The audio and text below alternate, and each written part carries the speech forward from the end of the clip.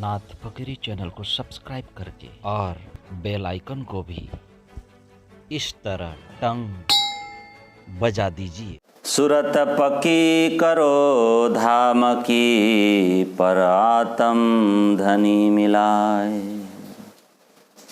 दुख सुख डारो आग में, ये जो झूठी माया के।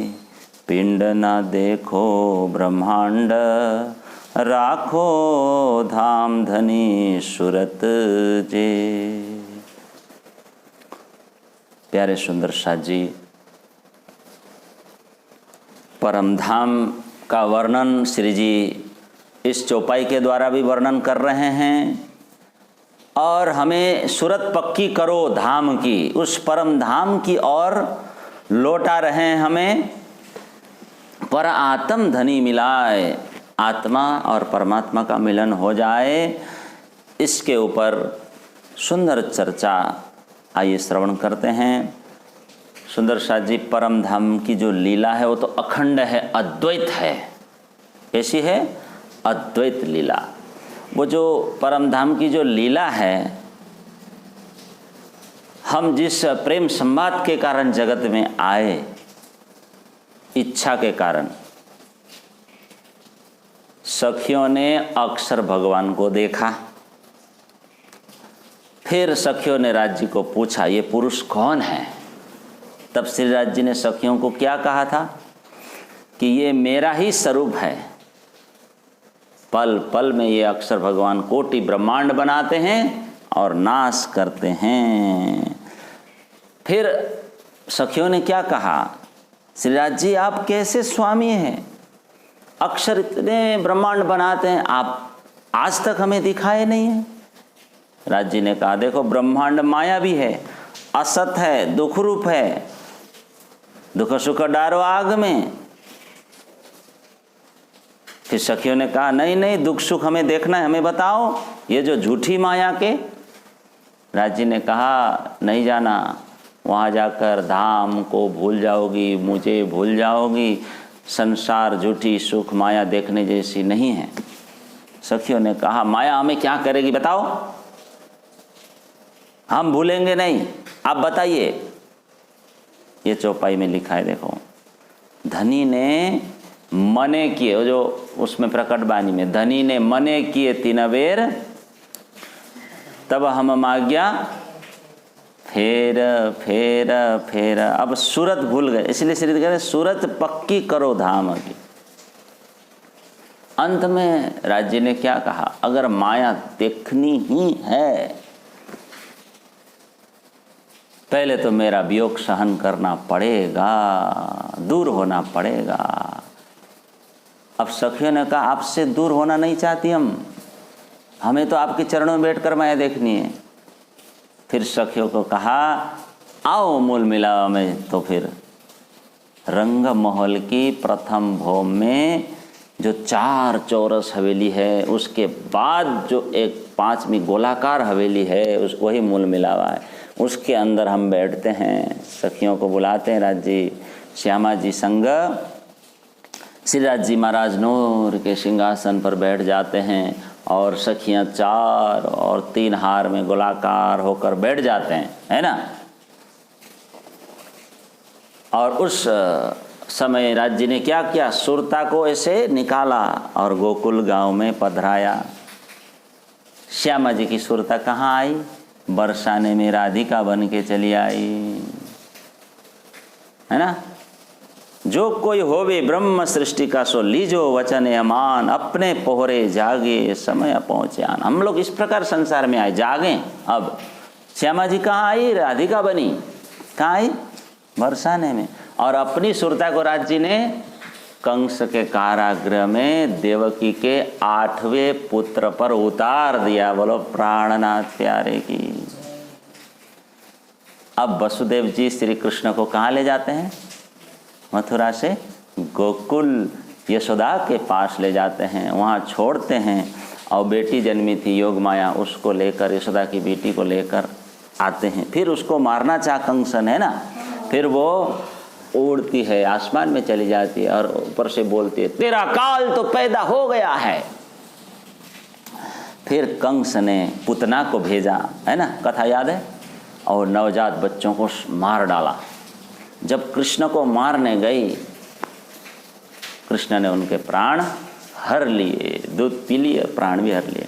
कंस ने जितने भी राक्षस भेजे, श्री कृष्ण ने और बलदाव दोनों ने मिलकर के मार दिया, उद्धार कर दिया सबका, सब मारे गए।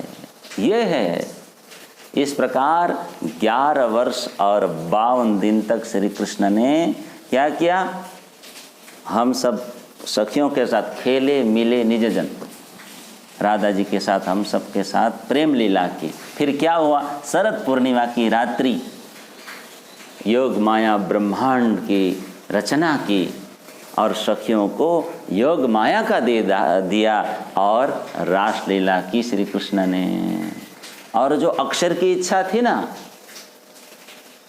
सखियों के साथ का क्या, अक्षरातीत का जो विहार लीला है वो देखने की इच्छा थी, तो राज्य ने इस तरह पूर्ण की। अब रासलीला के बाद श्री कृष्ण जी, राधा जी, सखियां कहाँ गई, परम धाम में गई सुरता रूप में। मगर क्या हुआ, संसार में दुख देखने की जो इच्छा ही वो पूरी नहीं हुई, वो पूर्ण नहीं हो सकी ना, इसीलिए फिर से संसार में आई। इसलिए श्री जी कहते हैं सरत धाम की ना छोड़ियो, सुरत पीछे फिराओ जिना। वो सखिया कौन है संसार में आई हुई, हम सब ही है। बोलो प्राणनाथ प्यारे की। तो माया का दुख रूपी खेल देख करके हमें परम धाम वापस जाना है, अपने आप को पहचानना है या नहीं भूलना है, खुद को पहचानना है। श्री जी कहते हैं सूरत पक्की करो, फिर से धनी के साथ प्रेम विलास करने के लिए वापस जाना है, लौटना है, जाना है कि नहीं। हाँ, इसलिए सूरत पक्की करो, पर आत्म धनी मिलाए।